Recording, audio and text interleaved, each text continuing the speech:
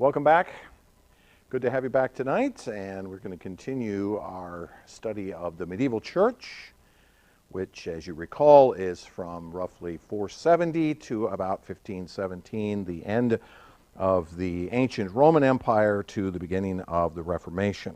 And what we're doing is we're working our way through chronologically through this time frame. Now, I say chronologically in the sense that we're going to be sort of moving in general in this direction. But you can't help but do a little bobbing and weaving, because some of the things we're going to talk about are going to extend from early in the medieval church into later periods, and then there'll be other things we'll have to step back to, and it'll go back to here, and it'll go. So there's layers of this, and so we're not going to be looking at events like this. We're going to be looking at events more like this and slowly moving our way into the future. It's one of the side effects of the medieval church and how things work.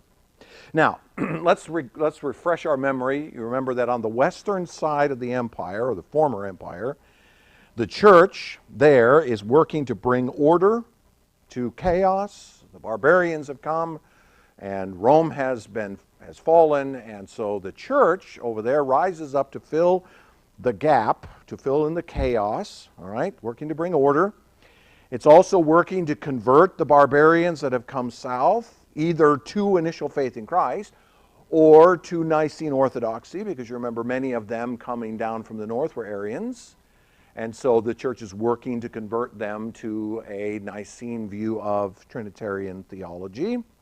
And then it's also, of course, working to establish itself, or I should say it's going through the process of establishing itself as a political force. Particularly, we find the church coming down to a single bishop that is leading the church, and his bishops below him are answering to him, and so forth. And so we see it becoming more of a political force in the West than it is in the East. Because you remember, in the East, you still have an actual emperor, you still have an actual empire. The church is secondary to that empire. The church is not considered to be the leadership of the nation, the political nation. I'm sure the bishops and the patriarchs on that side had influence, of course, over the emperors on that side.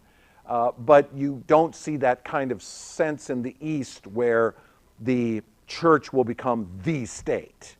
That doesn't ever happen on the eastern side of the equation, but it does on the West, all right?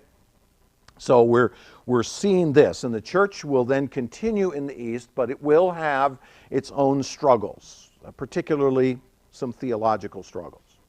Now, these theological struggles in the East will affect, to some degree, the West. There will be some sense in which the West will be involved in these various debates. You will notice that the term that I've been using is an ecumenical council. The word ecumenical meaning across the spectrum, meaning involving all. So the council at Nicaea in 325, the council in Constantinople in 381 were ecumenical councils, the first two ecumenical councils of the church. So it was calling together the totality of the church. And so the councils we're going to see into the future are also ecumenical. There will be those coming from the West. But the West will have less influence over what takes place in these councils. Okay? You will see that the East will be where the real debates will be occurring and where the real decisions will be made. You remember Nicaea and Constantinople were fundamentally Eastern councils. The West was involved, but not to the sense of really having much input. And the same is going to continue in the debates that we're going to be looking at tonight. Now, I had a choice as I got to this point as to what I wanted to talk about next. Because there are two things that will come together simultaneously here. One is, of course, the Christological debates that rise in the East, having to do with the nature of Jesus. And then at the same time, as we roll into the 7th century, we'll see the beginnings of Islam. And Muhammad having his visions and developing the Quran, and the effect that Islam will have upon the world, and particularly upon the West. So I had a debate between those two things. And when I first did this series several years ago, I put the Arab conquest before the Christological debates, but I decided to reverse that this time, because I think the Christological debates connects a bit to the Nicene debates that we had earlier. And so it's much more fresh in your mind. We'll then move to the issue of Islam as a separate issue entirely as we complete this idea of the various theological squabbles that will be taking place. So the rise of the church the rise of Islam will affect the Eastern Church in the 7th century, but we need to look first at some of the earlier issues that are faced and how the two branches of Christendom begin to separate from one another. All right, so let's talk about the Christological debates, and then when we're done with that, we'll come back to some ecclesiastical divides. Now, you remember that I said a minute ago that the divinity of Jesus had been settled at Nicaea and Constantinople. The Nicene orthodoxy was that Jesus was the Son of God who was fully divine, carrying the fullness of Yahweh in himself, yet distinct as a person from the other two persons of the Trinity. So at Nicaea and Constantinople, you have the divinity issue settled. And as I pointed out also a minute ago, the Arianism that was coming down from the Germanic invaders was being converted into this Nicene orthodoxy. The idea that Jesus was a separate created being by the Father and divinized when he came to earth was eventually converted to this view of Trinitarianism that we appreciate in Orthodoxy today. Okay, so that issue, the Trinitarian issue, is being taken care of. But now we see a new debate arise. And the next logical debate that would come would be, of course, what is the nature of Jesus? Okay, because we've dealt with the issue of who is the Son. Now we need to deal with who is Jesus. Now you might think those are the same thing, but they're not. Because the first discussion was, who is the Son of God in the Trinity? The second is, who is this man walking around in Judea in the first century and was crucified on a cross? Okay, so those are the two issues. They're separated. And so what we're going to be talking about tonight is a debate over the nature of Jesus as God and man, because that debate rose during this particular period of time. Who is this Jesus? All right. Now, everybody in the discussion agrees that from the perspective of God, that the divine nature of the Son of God is immutable and eternal. Immutable meaning unchanging or unchangeable by outside forces. God is immutable in that he does not change, and he cannot be changed by forces outside of himself. That's immutability. He is an unchanging God whose nature is such that he does not learn, because learning implies change. He knows all things because he is God. He is immutable in nature. His decree is set. It cannot be altered. His nature as God cannot be altered by circumstances. Okay? He is immutable. But he is also eternal. He has always been. God has always existed. From our perspective in time, God has always existed. From outside of time, God has always been. God describing himself as the I am simply reflects the fact that he says, look, no matter where you are, when you are, I am. From your perspective as a timed creature, that's based on, particular dates on a calendar. From my perspective as God, he says, I simply am. Okay, so everybody in the discussion agreed, because of Nicaea and Constantinople, that God is immutable and eternal. The whole church, church-wide, okay? The issue, there was probably a few voices that would, go away. But I mean, generally speaking, the church held to the view that God is immutable and eternal. But how could, and this naturally becomes the question, then how could the immutable and the eternal be joined with that which is changeable and temporal? Or probably the better word is historical. Now, how can the eternal God that has always existed now join himself with a creature who didn't exist prior to his conception in his mother's womb? And how can an immutable God, one who cannot change, join himself with a creature who does? By definition. Okay? That's the question. And that produces a real tension of how to understand who Jesus is. Okay? And so there were two basic sides that were taken in this, and they're based on two different locations. Alexandria in Egypt and Antioch Antioch north of Jerusalem. The Alexandrine position, or those taken by those at Egypt, was that Jesus was a teacher of divine truth. Thus his divinity must be asserted, even at the expense of his humanity. So the Alexandrine position focused primarily on the divinity of Jesus. He must be God. The Jesus that was walking around in Jerusalem and who was crucified on a cross was God. And so the Alexandrine position had a tendency to focus almost exclusively on the divinity of Christ. The writings of the Alexandrians focus on the divinity of Christ. The Antiochians, however, the Antiochene position was that Jesus had to be fully human in order to save humans. So their perspective was, well, we need to focus on Jesus as a man because in order to save us, he must be a man. Thus, his humanity must be asserted even at the expense of his divinity. So that school took the opposite approach. It's, well, we need to focus on Jesus as a man because he needed to be a man in order for him to come and save us. Okay, so you have two groups who come to the ring to box this out, and they both go to their separate corners. Okay? So they're both taking a position which is focused on one particular aspect. Now, I suppose you could ask someone in the Alexandrian school, well, do you think that Jesus was human? They would say, well, yeah, but that's not really the important focus. And the same with the other side. Do you think that Jesus is divine? Well, yeah, but that's not really the important focus.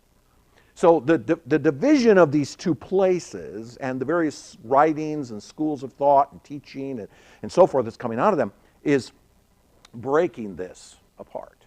Okay? So, now, when you, remember, we're talking about the Eastern Church. And you remember I pointed out, I think a couple of weeks ago maybe, that the Eastern Church is characterized by a focus on Greek philosophy. Remember, it's a Greek-speaking side of the empire. Remember, the Western side is Latin-speaking. This is the Greek side. You remember I pointed out that there was heavy Greek influence in that side of the church. I mean, today, the Greek Orthodox Church, coming from that side, is getting its philosophy and its philosophical concepts from Greece. Okay, so Greek philosophy became a part of the discussion, unfortunately. And it added a problem to all of this, in that Christian theologians had come to define God primarily in terms of his contrast to us as humans. That's a characteristic of Greek philosophy. The divine is utterly different from us. Okay? So the way to define God is to contrast him with us. That's Greek philosophy 101. You think of God in terms of what God is versus what we are not, or what we are, therefore God is not. And that was how it comes about. God is immutable because we change. God therefore must be one that does not change. God must be infinite because we are limited. God is omnipotent because we have only limited power. God is omnipresent because we can only be in one place at one time, etc., etc., etc. In other words, to define the divine is almost impossible from a human perspective, right? I mean, how do you define an infinite being? I mean, it's hard to do that, isn't it? It's hard to even grasp the idea of a being that has no beginning and no end, because all of us have a beginning and an end. Okay, so it's hard for us to understand the idea of an infinite God, and so what very often happened in philosophical circles and even in theological circles was to define God in terms of the human condition in reverse. Now, by the way, Paul does the exact opposite of that. Paul treats God as God with us being distinct from him. Okay? But Greek philosophy had taken over the eastern side of the empire, and so the Greek thinking theologians of the time would say, well, the best way that we can understand God and teach God to our children is to say, look, you have a beginning and an end, but God doesn't. And you can only be at one place at one time, but God can be everywhere, etc., etc., etc. Okay, so this adds to the problem. So the most prevalent error of the time was to declare that Jesus' two natures are not actually joined together in a single person. That the two natures have to be distinct, fully and completely and utterly, in every sense. Now, you'll understand what I mean by that in a second. Meaning, very often, that with this Greek philosophical effect or influence, this would force people to allow one nature to overcome the other in the person of Jesus. Okay, remember I said the Alexandrine position and the Antiochian position had a tendency to focus on one of those two natures to the exclusion of the other. And that's what Greek philosophy had a tendency to do. Everybody would take up their camp in terms of which part of the nature of Jesus they thought was most important. So you would decide, are you think the divinity of Jesus is more important because he must be God, or do you think of the humanity of Jesus more important because he must be one of us? Okay? Pick a side. And that's what people were doing in that particular day. Again, let's just be fair now. Let's cut these people some slack. We're talking very early in the history of theological discussion. The debates have not yet taken place, of course, and we'll see how this fleshes out. And so the average Joe sitting in a church pew on a Sunday morning is trying to figure this out for himself. What's he going to do? He's going to be influenced by the world around him and by the people that are teaching him and how they're being influenced. And guess what? The result is going to be that people are going to have a tendency to go one way or the other. In fact, one of the ancient heresies of Docetism was the idea that Jesus' body was not in fact human at all, but an apparition, a vision, if you will, of a man, which simply satisfied the human senses.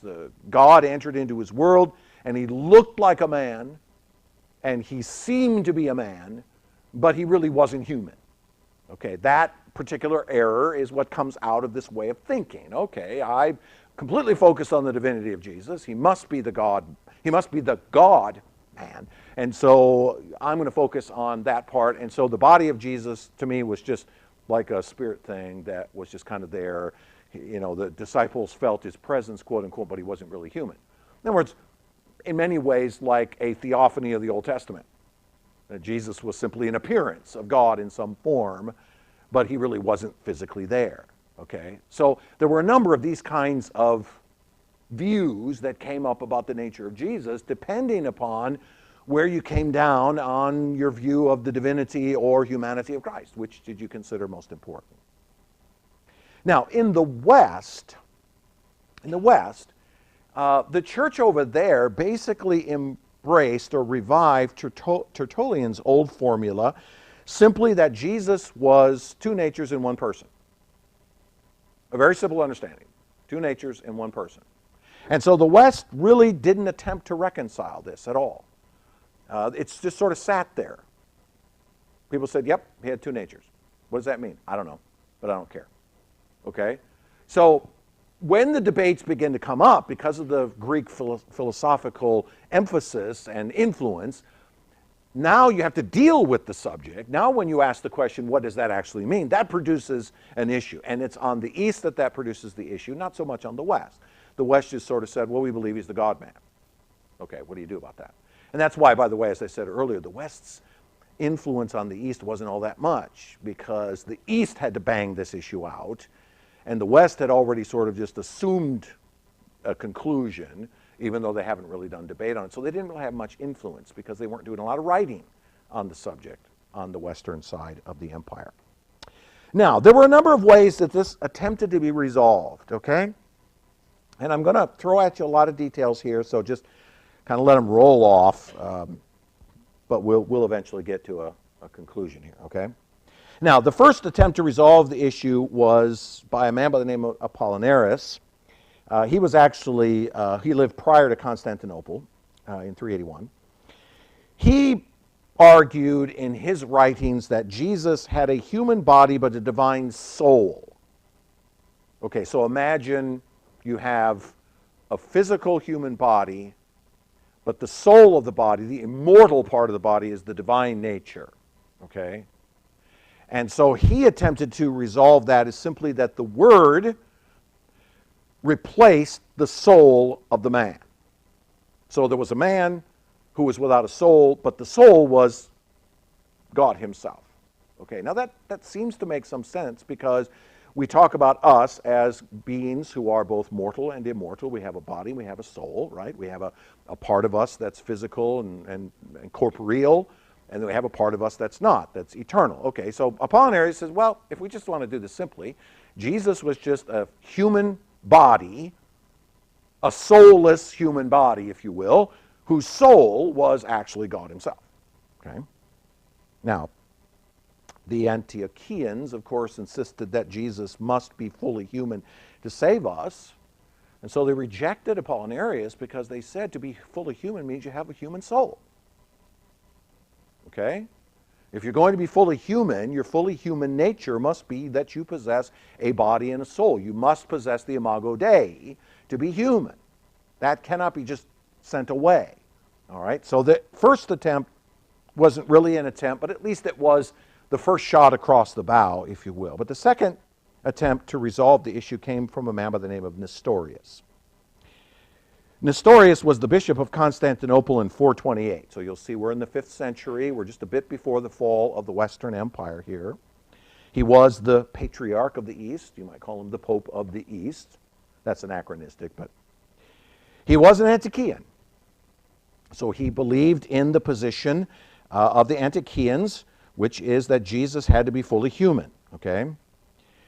The Alexandrians were looking for something to catch him with. Okay, again, politics plays much into these discussions. All right, so the Antiochians are just looking for him to make a mistake.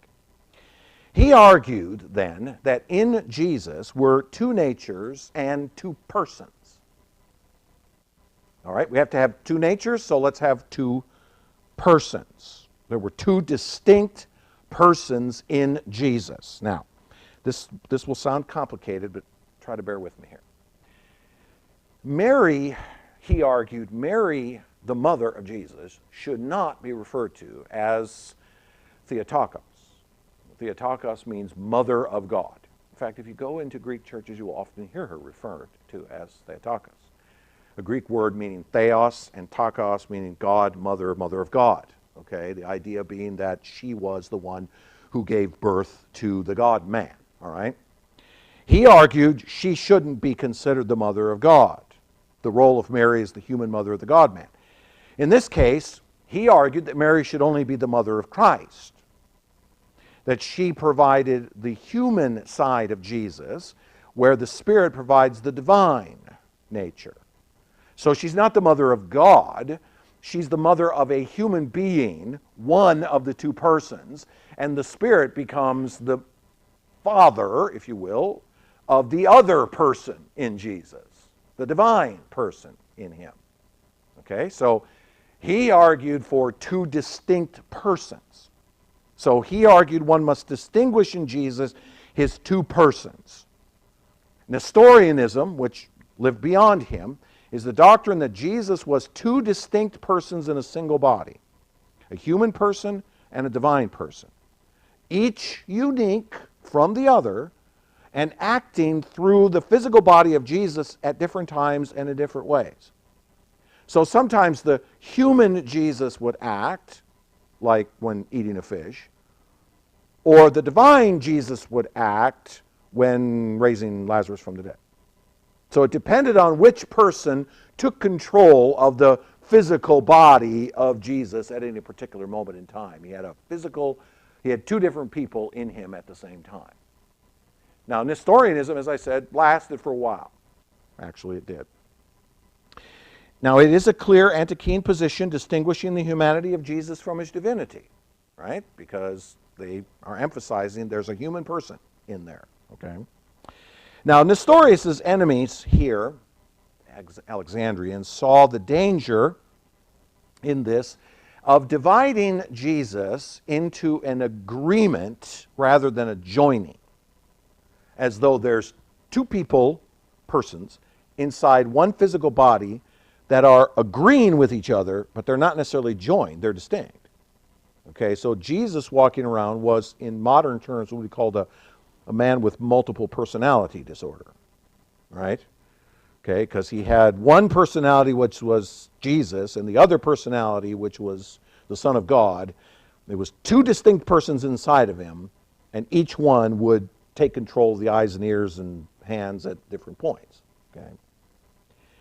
So they saw this as a danger. So the bishop of Alexandria, a man by the name of Cyril, opposed Nestorius, and he convinced the emperor to call a council at Ephesus in 431. A council at Ephesus in 431. This was officially the third ecumenical council. The first at Nicaea, 325, the second at Constantinople in 381, and now here at Ephesus in 431, the third ecumenical council. The council came together and condemned Nestorius. He was not there. He was condemned in absentia, and they labeled him a heretic. But a man by the name of John of Antioch, look where he comes from, Antioch, okay? This would be the very place that this idea of the humanity of Jesus is being emphasized. He comes a few days later, and he called a rival council. Okay, fine, you can have your council, I'll make my own. And so they called a rival council, and they declared Cyril, this bishop, a heretic. So Emperor Theodosius II gets involved at this point, because there comes a point when the emperor's got to get involved, right? So the emperor comes along. He has both men arrested. He declared John's council invalid. He exiled Nestorius, first to a monastery in Antioch and then off to Petra, and declared that Nestorius' view of Jesus was heretical. Okay, so you'll notice in this case an emperor comes in and makes a choice. But what he's really doing, in essence, is he's validating the conclusion of the council that was called. So the council's called, they declare Nestorius to be a heretic, his view to be heretical. Another rival council comes along, which tries to declare something obvious. The emperor says, wait a minute, forget it. He arrests the two men, sends Nestorius away. I don't know what happened to John of Antioch, but he sends Nestorius away and says, look, the original council, the third ecumenical council at Ephesus, is the right one. Nestorius is wrong. Now, you will notice this doesn't actually answer a question. All this does is say, this guy's view is wrong. Okay?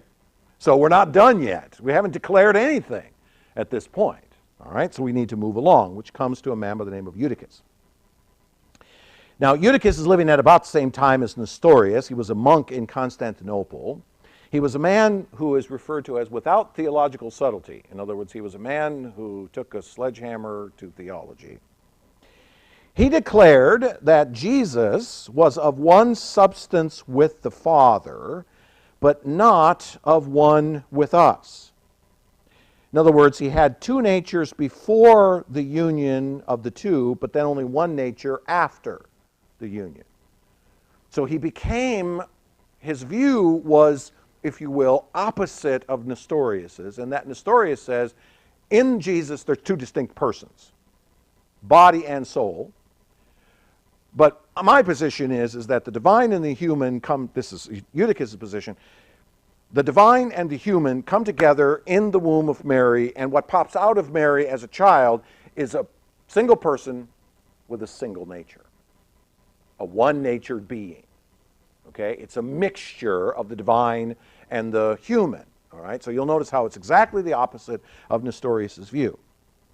Now, Patriarch Flavian accused him of Docetism and condemned him, said, your view makes it look as though Jesus is only an apparition. I mean, where's the real Jesus in all of that? Because what would be the obvious conclusion? If you combine the divine nature with the human nature, what happens to the human nature? It's pretty much gone, isn't it? Because when you combine the infinite with the finite, the infinite is going to win. So Flavian said, you're just a Docetist in different clothing. All right, so he had him expelled and condemned. But the Patriarch of Alexandria, a man by the name of Dioscorus, maneuvered the conflict until Theodosius II, we saw him earlier, called another council at Ephesus, this one, in 449. Now this council was a political council only. You'll notice I didn't call it the Fourth Ecumenical Council. It's not. This particular council at 449 appeared to be rigged because the emperor was appointed to be the president. of the assembly. Okay, so you got an emperor now who is supposedly leading a theological council. Really? The council appeared to be rigged. Now, there was a letter that was sent by Pope Leo from the West, called Leo's Tome, which was rejected. And this Flavian fellow, the patriarch, was manhandled violently in this council. It broke out in violence. And he was manhandled so much that he died a few days later after it. The council declared that the idea of two natures in Christ was heretical. Now, that's important. The council declared that the idea of two distinct natures in Christ was heretical. They were taking the position of Eutychus that there was a single nature in Jesus only. So they declared this idea of two natures to be heretical. Pope Leo labeled the council as the robber synod. Robber, R-O-B-B-E-R, robber synod, because he thought it was invalid. It didn't make any sense. And it stuck, by the way, that title stuck to this council from this point. This council was never embraced as an official council of the ecumenical church. Its conclusions were rejected by the Orthodox Church over time. It's almost as though this political council was called in order for the emperor to finally get some settlement on this issue. He rigged the whole thing. It blew up in his face. The patriarch was killed in the process, and it turned into a mess. And the West, the Pope from the West, Pope Leo, just said, that's a worthless synod. What's the point of it? So it was never embraced, even by the East, as an ecumenical council. Which leads us, however, to the Council of Chalcedon in 451. Theodosius, the emperor, was riding a horse one day. It stumbled through him and he died. Killed him. His sister, a woman by the name of Pulcheria, who was a modern Alexandrian, then called for a new council. Now, she felt that the robber council of 449 left much to be desired. Duh.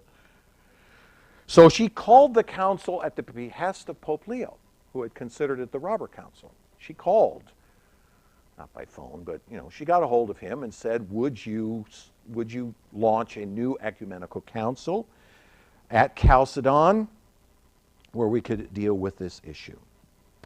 Now, at first the council condemned both Dioscorus and Eutychus for their positions and forgave the others at the robber synod. Basically just said, okay, let's put that behind us. All right? Then they read and affirmed Leo's original tome that he had sent to the robber synod. You remember, it was rejected. His position in regards to this subject. They had read it and they agreed that it was correct. It was a reaffirmation of Tertullian's view. Remember I said earlier that the West had pretty much just accepted Tertullian's view that in Christ was one person with two distinct natures. Again, they didn't flesh it out very much, but now at Chalcedon, Pope Leo defends that position because it's the position of the West, and so the Council of Chalcedon embraces this idea that Jesus is in fact a man who possesses two distinct natures, one human and one divine.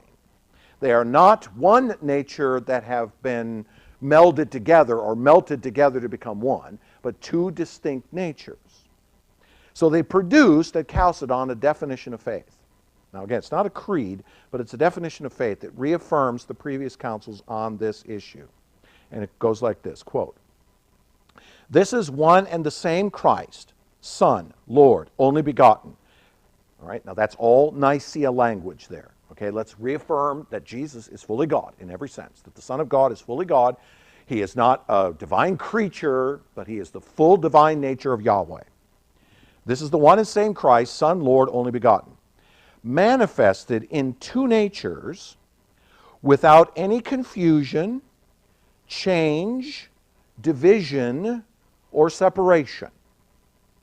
Meaning that these are two natures that coexist in Jesus as unique from each other, not in any way altering the other, meaning that the divine does not overcome the human or the human does not overcome the divine. They stand within Jesus as peers to one another.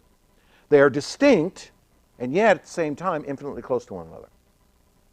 They're not one nature that they have been subsumed into one, but they're two distinct natures that are infinitely close to one another.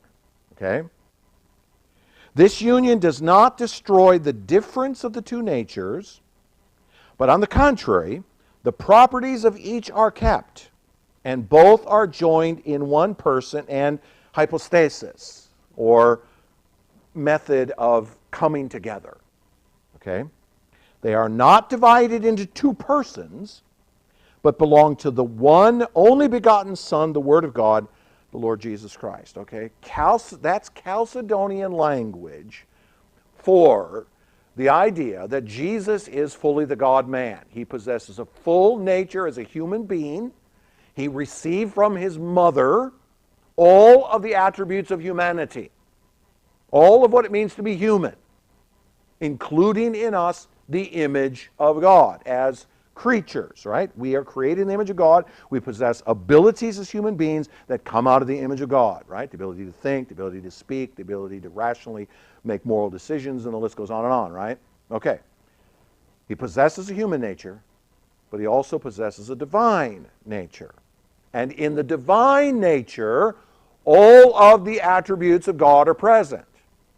Nothing in the divine nature has been left behind. Okay? In fact, there's one of those songs that we sing that we really need to change the lyrics to, and I forget the title, but it's emptying himself of all but love. Right? I forget the song, but in the song it says, emptying himself of all but love. No. And can it be? Yeah. No, he did not empty himself of all but love.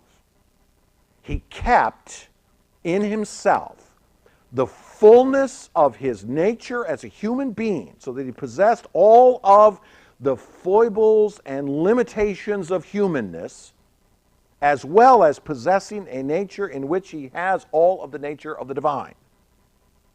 Or as my friend Dr. Kimbrell points it out, the helpless baby lying in the manger is holding together the manger under him as God. Just as the Son of God would hold together all the universe, he's holding together the very manger under him. Okay? And yet he's a helpless baby in that cradle, that thing at the same time. Okay? So Chalcedonian language, this language I just read to you, has become definitive for the church as the orthodox view of who Christ is. The Chalcedonian Declaration is mirrored in both the Westminster Confession and 1689 Confessions. If you go read the view of Christ, you will see this language almost exactly in both of those confessions. It does not define the union. Okay? In other words, you cannot define this union. There's no way for us in our limited human abilities under the scientific method to define exactly how a complete human and a complete Yahweh can coexist in one individual without one of those two natures subsuming the other, no confusion between them, both acting simultaneously in the person. I don't know, and I don't think, frankly, any of us will ever know how that works. I mean, it will take us an eternity of spending our time with Jesus, asking him questions, and we will continue to get the answers, but as humans, we will do exactly what was being done in the Eastern Church. We will run to one corner to the other. Oh, so you were God at this point. Well, I was human there too. Oh, but you were human here. Oh, but I was God here too. Okay? It will be hard. It's impossible for us to get. So Chalcedon doesn't attempt to define the union, but it sets the boundary of error. In other words, you can't say that Jesus was just a man, or that his divine nature was limited, or that God chose to give up certain of his attributes in order to become a man. By the way, that particular view that I just mentioned there is very popular amongst Baptists. That in fact, the Jesus that was walking around in Palestine in the first century was mostly human. Had a little divinity in him, but mostly human. And then when he ascended back to heaven, he became mostly divine, with just a little bit of humanity. In fact, you ask the average Baptist, is Jesus human in heaven now? And their answer will be no. They are pseudo-Docetists. Most Baptists have become pseudo-Docetists on this issue. Chalcedon says the Jesus that we know from Scripture was fully human in every sense of that word and fully divine in every sense of that word, simultaneously with two distinct natures, neither one subsuming the other, confusing the two natures together. Okay? That's Chalcedonian language. By the way, just as an aside, it is reasonable that the dissenters to Chalcedonian orthodoxy who settled in Persia and Arabia had an indirect effect upon Muhammad. Okay, so we'll talk about Muhammad a little bit later. Now, this definition is clearly extra-biblical. There's nowhere in the Bible that you can find this definition, right? Just like you won't find the definition of Trinity anywhere in the Bible either. Okay, so in other words, this is one of those things that when you look at it, you have to look with peripheral vision into Scripture to see it. But it's clearly visible. Jesus himself speaks in ways at times where it's obvious that he's speaking as a divine person, yet he's standing there in a human body. Okay, so we need to keep that tension in mind as we consider this. All right, so Chalcedon, which is the Fourth Ecumenical Council, is the one that becomes, if you will, one of the premier councils. Nicaea and Chalcedon are considered the two most important of the ecumenical councils when it comes to the issues of the nature of God or the nature of the Son of God. Nicaea dealing with the issue of the Son of God, Chalcedon dealing with the issue of the nature of Jesus. So if someone comes to you and talks to you about Nicene orthodoxy, they're talking about the issue of the Trinity. If somebody comes to talk to you about Chalcedonian orthodoxy, they're talking about the nature of Jesus. Okay? Now, there were differences that obviously continued. Differences remained between the Orthodox and a group called the Monophysites. Mono, of course, meaning one. The Monophysites were those who claimed Jesus had only one nature, meaning there was a mixture of the human and divine in him. You see that traveling back to Eutychus above and Nestorius above in a sense as well, in the sense that there were still some who for a very long time couldn't deal with this idea of Jesus being both human and divine simultaneously, and so they were forced into a position of declaring themselves to be what we call Monophysites. Emperor Justinian, you remember, Emperor Justinian was the most significant emperor of the Eastern Empire during the 6th century. Remember, the Eastern Empire rose to its greatest power under Justinian. He called a council at Constantinople in 553, which we call the Fifth Ecumenical Council. And the purpose of this council was to calm this Monophysite objection to Chalcedon. It had little effect, and it's been mostly forgotten. Nobody really talks about it. The Arab conquests of the 7th and 8th centuries, that we're going to talk about next week, Lord willing, put an end to much of the discussion relating to the nature of Jesus. Chalcedon had declared what was considered orthodox, and a lot of the other little minor skirmishes that broke out after that got subsumed under the Arabs and what they were doing with the rise of Islam. So Constantinople no longer felt the need to try to reconcile them. There was another council at Constantinople in 680 and 81, which was the 6th Ecumenical Council. It ended the debate permanently. Pope Honorius, who had become a monotheist, don't ask me to explain what that is, he was declared a heretic. And the declaration that a pope could be declared a heretic by a council was problematic in the Catholic Church in the 19th century when the Church attempted to declare that the Pope can speak infallibly. How can an infallible Pope be considered a heretic? Right? So, the issue of the nature of Jesus is debated through most of the 5th and 6th centuries, from about the fall of Rome through the rest of the 5th century to about 600, and then even beyond, even to the latter part of the 7th century, you see this debate continuing on. But by the time you get to Chalcedon, in 451, the issue's pretty much been decided. So Orthodox Christianity, true Orthodox Christianity, which, by the way, was re-embraced by the Reformers in the days of the Reformation, establishes two fundamental truths flowing from Nicaea and Chalcedon. One, that the Son of God is fully God in every sense. He is not a created being. He is a part of the Trinity, eternally equal to the Father and yet begotten of the Father. And secondly, that Jesus was fully God and fully man, possessing all of the nature of humanity and all the nature of divinity simultaneously. Those two realities, as much paradox and tension as they produce in our minds, is in fact Orthodox Christianity.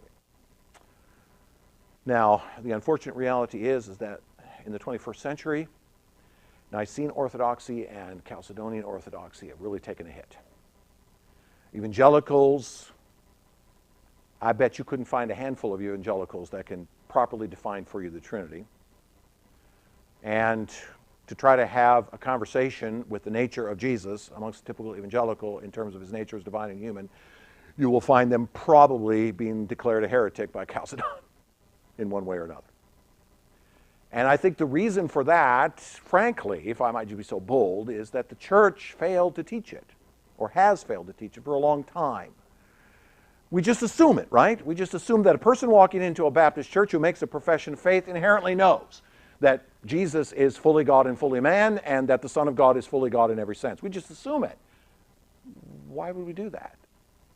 Because we have centuries of people who did not, and centuries of people who had to debate it in order to actually get to the place where they declared what was revealed biblically. So I think our problem is that we make assumptions that people know these things when they don't. So those of us who embrace Nicene Orthodoxy and Chalcedonian Orthodoxy, because we embrace the confessions that are based upon them, we have a tendency to preach those things. So you will notice that I have a tendency to hammer the issue of Trinitarianism and the nature of Jesus, because I want to make sure you get it. You may not be able to explain it, but at least you get it, so that you can truly not be a heretic. Now, there's another conflict or debate that comes up, and I'm going to go fairly quickly through this. The notes that you have will be more complex than I'm going to actually talk about, but it's something called the iconoclastic debate. This pops up during this particular period of time as well. Doesn't really affect us as Baptists too terribly much because we are not iconoclasts, okay? So we don't have images in our churches, okay? The iconoclastic debate was the final Christological debate that occurred during the 8th and 9th centuries. So we're moving way past even the Islam, but it fits into the Christological world. An icon is a picture or image that represents something sacred, okay, by resembling it. So a stained glass window with a picture of Jesus in it is an icon, or a statue of Mary is an icon, or an object hammered out of gold that's flat but yet has an image in it is an icon, or a bit of a bone that comes from a saint apparently is an icon. In other words, something that represents something sacred by resemblance or analogy to it. The early church didn't seem to have much trouble with icons because there are many of them carved into the walls of the catacombs. Okay? So the early church probably didn't have a problem with this. But with the dawn of the imperial church, many of the bishops preached against icons because they were concerned about the masses of people flocking to them. What happens when you have a whole world full of people who suddenly call themselves Christians? What are they going to do? Human beings are idol factories, are we not? We are idol factories. That's why we have to have commandments right at the very beginning of the Decalogue, which tell us don't make any idols and worship them, okay? Because that's what we do. As Paul says in Romans 1, we have a tendency to make idols and worship them. Creatures and images and animals and so forth, and bow down to them. We're golden calf makers, is what we do. We throw this gold into the fire and out comes this calf, right? Okay, so in the imperial church, with this massive influx of Christians, the bishops began to preach against that idea. So the idea of getting rid of icons and getting rid of images began to take hold. And some Byzantine emperors in the 8th century either destroyed or forbade the use of images. Now, this may have been a response to Chalcedon. Again, this is why I'm calling it a Christological debate. Because listen, if you have Jesus fully a man, and at the same time he possesses the fullness of God in himself, how do you represent that in an image? How do you represent that in a picture? If you draw a picture of the man, what have you drawn a picture of? You've only drawn a picture of the man side of the equation because you can't draw a picture of the divine side of the equation. So when you see the typical Methodist Caucasian Jesus with the, beard that comes down to a point, right, and looks like a Caucasian, you see it hanging in every Methodist church in the world, that is an icon of the human side of the equation. So many of these Byzantine emperors said, we don't want to represent Jesus that way because we don't want people thinking about Jesus in terms of his human side only, because that's what's naturally going to happen. And also to curb the power of the monks, who apparently were strong supporters of icons during this particular time. We'll also see that Islam forbade the use of images very specifically, and that may also have been a reaction by the Eastern side. So there were factions that took up sides in this debate. The iconoclasts were those who were, on the one side, destroyers of images, who saw them as idols. I said a minute ago that we're not iconoclasts. I was incorrect. We are iconoclasts. We believe that images are not appropriate in the worship life of the church. Okay, Baptists have been clear iconoclasts for a long time. But there are the iconodules who believe that images can in fact be worshipped. Jesus, their argument goes like this: hey, Jesus was a representation of God on earth, so why can't we make a representation of Jesus on earth? God himself was the first maker of images, right?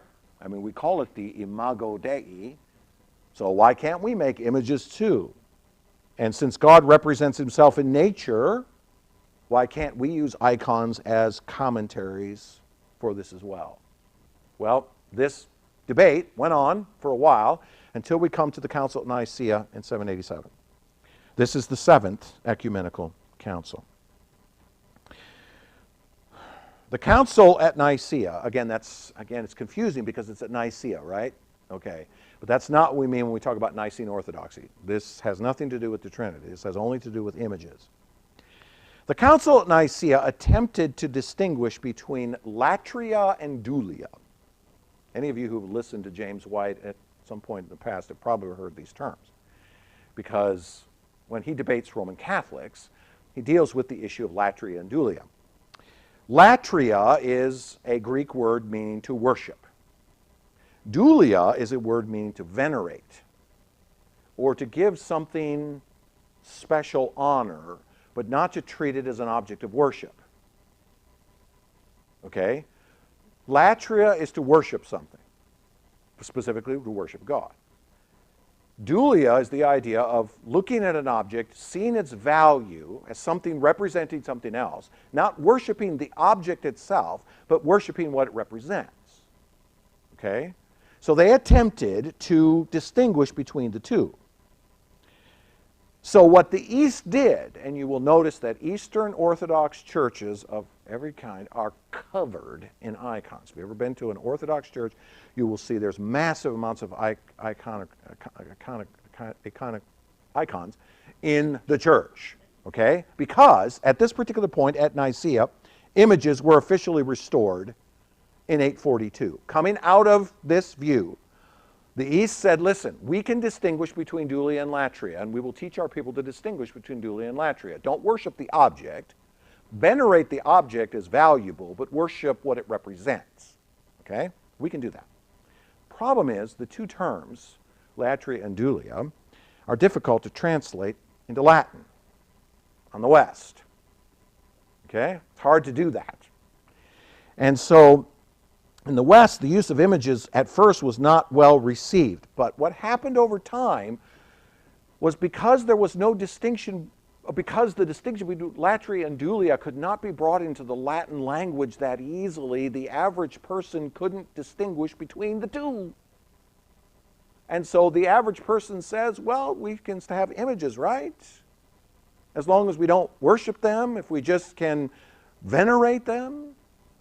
And so the West eventually capitulated. And if you go into a Catholic church, you will notice that it's full of images of every kind, because they settled this idea of making a distinction between latria and dulia. The issue would appear again at the Reformation, although it would vary amongst the reformers. Some of the reformers were much more iconoclastic, some were much more iconodualist, believing that you can embrace images, so it depends on who you ask. Not everybody agreed on this. It was difficult. But the Baptists believed that it was necessary to reject the use of images in order to not violate the commandments of God, not to worship objects. And the primary logic behind the Baptist position is exactly the conversation we were having earlier, and that is, if you're going to be reformed, be reformed. And the position was this: if an ordinary Joe can't tell the difference between worshiping an object and venerating an object, then maybe we ought not to have the object at all.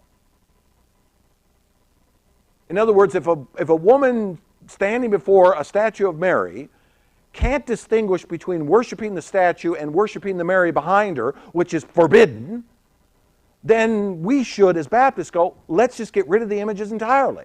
We don't have the issue at all then. In other words, let's go and be reformed. Let's get rid of the issue entirely because it just produces confusion, which is precisely the point. When you go to a Catholic today and debate a Catholic on the issue of images in the church and their veneration of those images, I can guarantee you that the typical Catholic has no idea of the difference between dulia and latria. No idea of the difference between taking a look at a statue and seeing it as an image representing something else and thus worshiping the something else, or just kneeling before the statue. They can't make that distinction. Most human beings can't. Because again, what are we? Idol factories. It's what we do. And so you debate a Catholic, you find yourself in a position of having to try to explain the difference between dulia and latria. They haven't got a clue. And that's why they will easily bow down to images, which we would consider idolatry, right? They would not, but they do.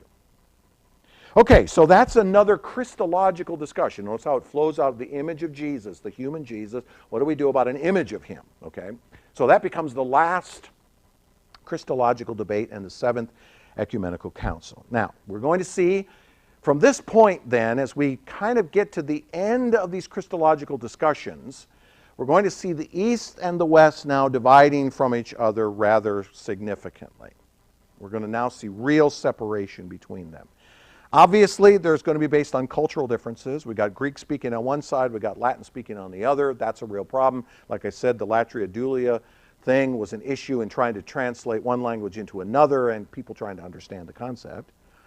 We also, of course, have the demise of the Western Empire and the church filling that vacuum, with the rise of the popes taking political power over the people, and that's so very different from what you have in the East, where the emperors are still taking power over the people, and the bishops are still just doing their thing of leading worship and teaching people what it means to be a believer. That becomes a significant difference, especially when the popes in the West try to exercise influence over the people in the East. From a political perspective, not a a theological perspective, but a political perspective. We also see this continuing control of the Eastern Church by its emperors, with the emperors using their political clout to force some theological issues, as I pointed out. So there's one particular emperor who stuck his nose right in the middle of the Christological issue in order to try to get a resolution. Yet the church during the early medieval period still considered itself one church, okay? And we will continue to see the Western and Eastern church as a single church, although slowly drifting apart until you get to the official schism of those two churches in 1054. So we will go about 1,000 years from the ascension of Christ with a single church, roughly. It'll be divided into two sides of the world, with one side being more political than theological and the other side being more theological than political. We'll see that. But it will still consider itself one church, worshiping one God and one Christ and having a pretty much a singular confession across the totality of it. I think you could walk into any typical Eastern church in the 8th century or 9th century, for example, and you would find similar worship that you would find in the Western church at the same time. Not today, because once you get to the Great Schism, what happens is the Eastern church sort of stays put where it's at, and the Western church just goes boing. Okay? We're going to see some of that as we go along. Okay, so that's the Christological debate that finishes up, if you will, the theological realities of this period of time. And so now I hope you understand, you can kind of get a feel, there's much, much more that could have been said here, of course, but you kind of get a feel of where these theological issues came from, where they started from. Okay, so we dealt with Nicaea and the issue of God, and now you see the church having to be forced to dealing with the nature of Jesus because men are asking questions and they're going into different camps of heresy and there's no real consensus. But by the time you get to Chalcedon, in the middle part of the 5th century, you wind up with a consensus. And by the way, in case you didn't notice it, Chalcedon is in 451, which puts it prior to the fall of the Roman Empire, the Western Roman Empire. Okay, so really by the time you finish the barbarian sweeps in to throw over Rome, you pretty much have Trinitarian and Christological theology nailed. But there's one more area that will become a problem. And that, of course, is we must move from the Trinity to the Christ, and then, of course, to... Anybody want to take a guess? No, he's never really a problem. Salvation itself. Okay, so we're going to have to move into the discussions eventually of the whole issue of justification. And guess when that comes up? In the days of the Reformation.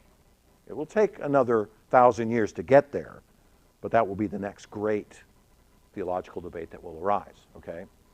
So when we talk about the ecumenical councils, we talk about the 7 great ecumenical councils that took place in the East, and particularly deciding the issue of Trinitarian and Christological issues. Questions?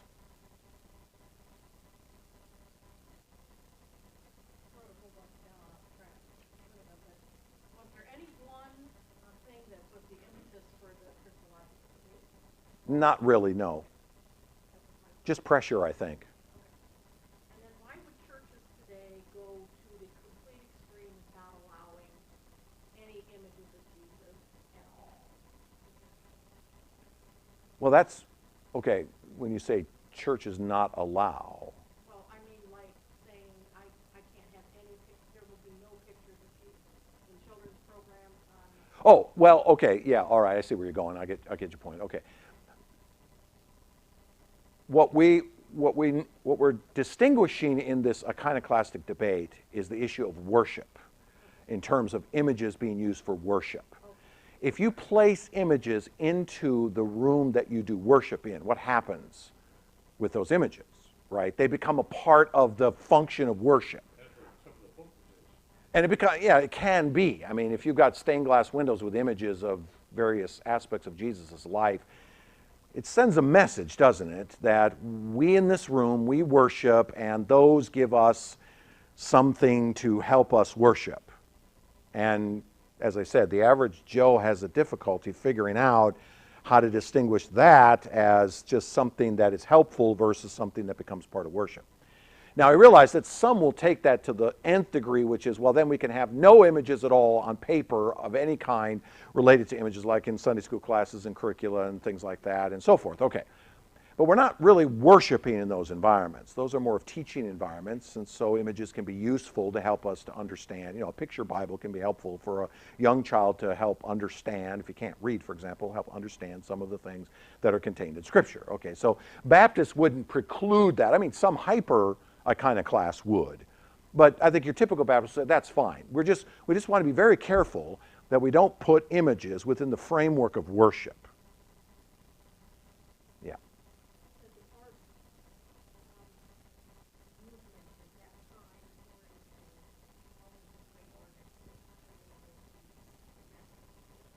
Yes. Michelangelo. We're talking Reformation now. Okay, so you're moving way ahead in time. See, yeah, we're still way ahead. By this time, the Catholic Church had pretty much given in to the iconodules and embraced images. Took longer than it did in the East. but it was there. So when Michelangelo painted the Sistine Chapel, he didn't have a problem at all putting a picture of God and Adam on the ceiling, because he would have been part of a church that at that particular point, 1,000 years after this debate took place, that had already given in to this issue long ago. The iconoclasm debates were 8th and 9th centuries. Michelangelo was in, what, the 16th century? 1500s? So the church, the Western church and the Eastern church are both filled with images. Now, there's some significant differences, however, in the images. In the Eastern churches, you will not find images of Mary, because Marian dogma did not take hold in the East. That was a Western invention. So you won't find images of Mary, but you will find images of saints. But they're not treated in the same way as the image of a saint in the Western church, because in the Western church, a saint is considered to be what's the term? A super Christian whose righteousness so exceeded his own need that he was able to give his righteousness to others. That thinking is not present at all in Eastern theology. Okay, so you can walk into an Eastern Orthodox church. The images, when you go there, they will feel different because they are. They're focused in a different way of the theology of the Eastern church as compared to the theology of the Western church. There's no problem with a big statue of Mary in the middle of a Catholic church. None at all. In fact, there are some places where that image is front and center. And you will also notice that in a Catholic church, a Western church, there are images of Jesus himself on every cross. Crucifixes are still very much a part of the picture because they consider, now again, that flows out of their theology. The sacrifice of Christ is not complete in the Catholic Church. You need to represent his sacrifice on the altar every time you go to Mass. And so Christ has never come off that cross. And so that's why he's on every cross, because it flows out of the theology. That wouldn't be the case on the Eastern side, because that did not develop on the Eastern side. Now, let me be clear. Justification by faith alone has been lost on the Eastern side as well, but for different reasons and in a different perspective. They just didn't have a Protestant Reformation on that side. God didn't raise up a Luther on that side to deal with the issue, but he did in the West. Yep. Yep. You won't see Christ on the cross. No. Nope. If you do, I'd be surprised. That would be a strange thing for it to be there. And I'd want to question the patriarch as to why that is, because it wouldn't fit his understanding. You will mostly see images of saints. And very often some of the oldest saints. Some of the men we've even talked about here will have images.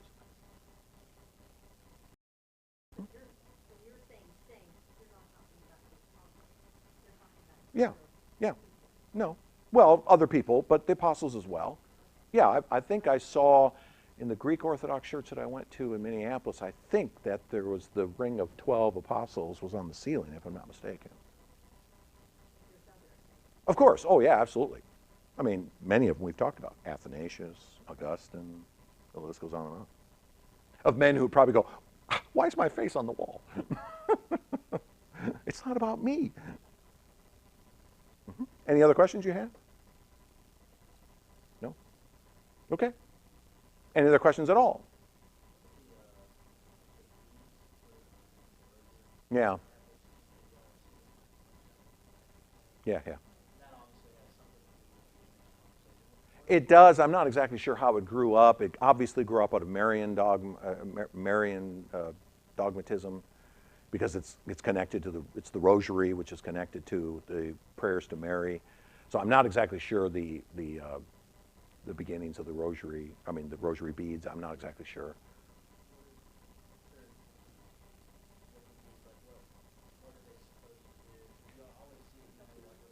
The beads are just as it's exactly what you just keep you on track, help you remember where you're at.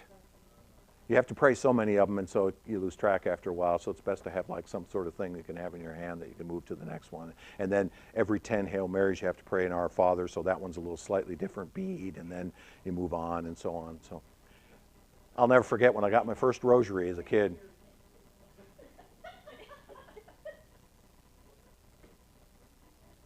I said, I'll never forget when I got my first rosary as a kid. I earned it. I did. I was earning the wrath of God at the same time. But when the Catholics go in power, they proceed. Yep. Cut the meal. Yep. Slightly. They bowing to here. No, they're actually bowing to the consecrated host at the front of the church. Remember, this is off the subject, but I'll try to make this very, very quickly. When the priest consecrates the bread and the wine, he turns it into, according to Catholic theology, into the actual body and blood of Christ. Well, you can't just discard that. I mean, if you don't have enough people to actually consume what you consecrated, then it has to be kept for a future Mass to be used again. And so typically at the front of a Catholic church, you will find a tabernacle. Interesting word for it. They call it a tabernacle. And they will place, the priest will place into that box whatever he has left over in the Mass when the Mass is complete. And there's always a light shining next to it, usually a candle that's lit there. So when the typical Catholic comes in and he blesses himself with the holy water and he genuflects, he is admitting or basically worshiping the fact that Christ is in that box up there. Because he is in their thinking. He's physically present in the body and blood that's in the box, in the tabernacle at the front. So that has nothing to do with icons, okay? But that seriously has to do with the doctrine of justification by faith. Yeah.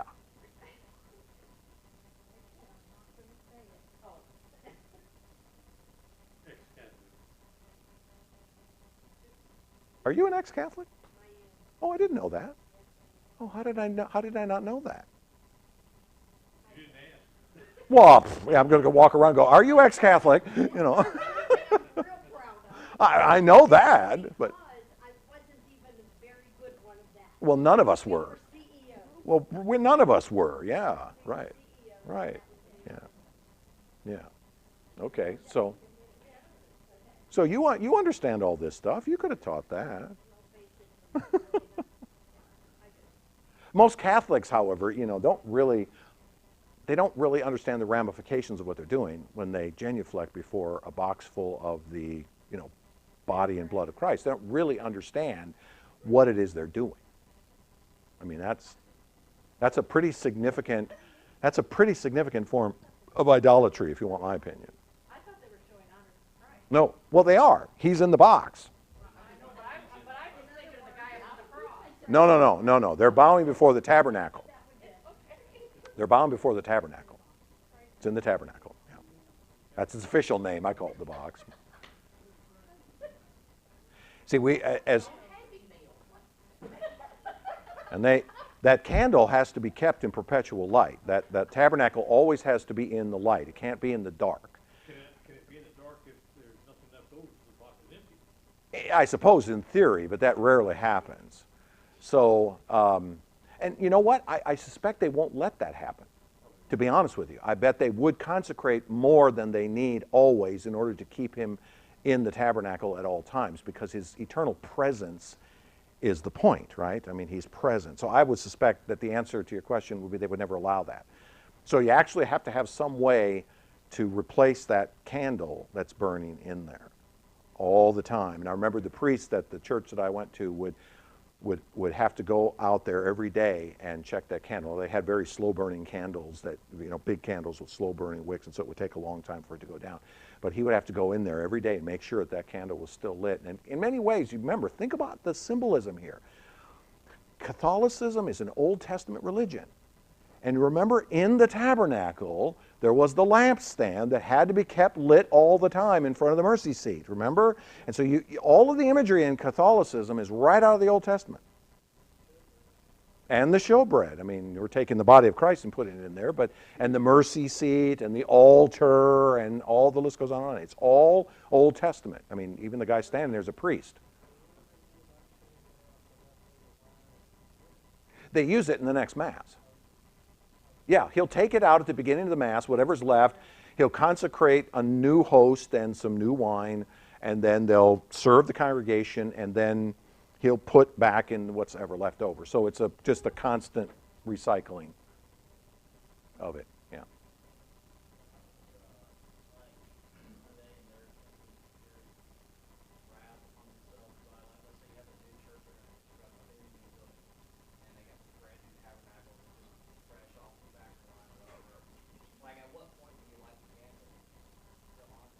Well, they must have some sort of dedication procedure, where the priest comes in and blesses the tabernacle, and then they light the candle, and then they put the first hosts and wine in there, the first leftovers in there. Yeah, yeah, yeah, yeah, yeah. No, they would probably have some sort of consecration service and so forth to set aside, again, Old Testament stuff. So, go in the women's room. It's like, I'm out of here. Well, the toilets are easier to use in there.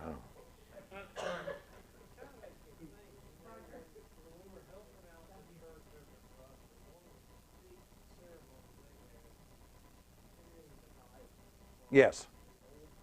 Yes. Right. You bet.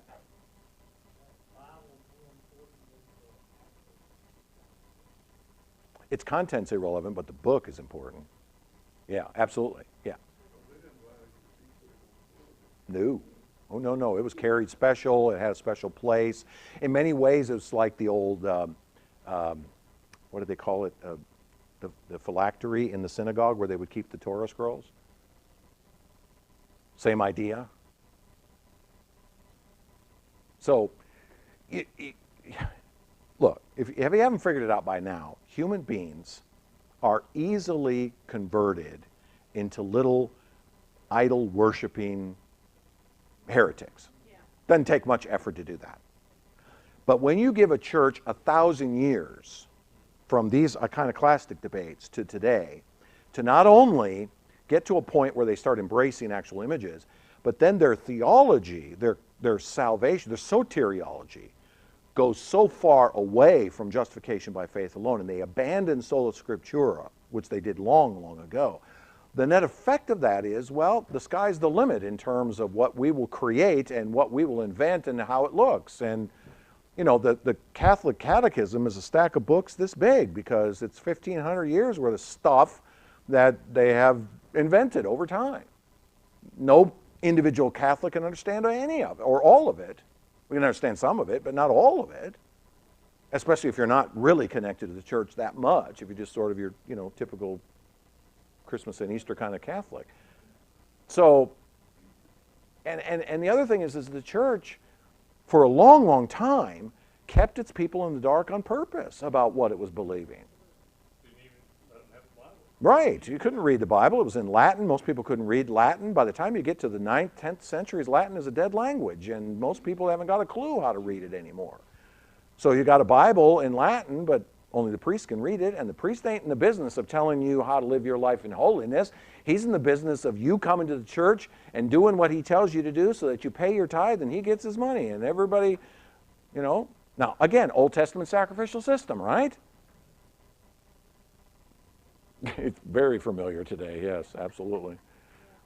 So, look, this is what happens to human beings. We don't stay orthodox. We will fall back away. Look, we had a Reformation in the 1500s and 1600s, right? Where are we today? Look where Germany is today. Look where Germany is today. Look where the Lutheran Church is today, or any of the mainline denominations. The vast majority of Baptists, the vast majority of Protestants in general, evangelicals in general. Is there orthodoxy? I mean, James White wrote a book called The Forgotten Trinity 10 years ago to try to help typical evangelicals to understand the Trinity, because he argues in the beginning of the book that the vast majority of evangelicals are heretics when it comes to the Trinity. They don't believe the Trinity as it was defined in Nicaea. And certainly don't believe about the nature of Jesus as it was defined at Chalcedon. So it's not unusual to see what we see today. But now I hope you're getting a feel for where these things are starting and why they get to where we're at, which is always, of course, the way to prevent it from happening in the future. Know where you started and go back. Know your history. All right, thanks for coming out tonight. Those of you who are joined by Zoom, thank you for coming out as well. And next week we'll talk about the rise of Islam.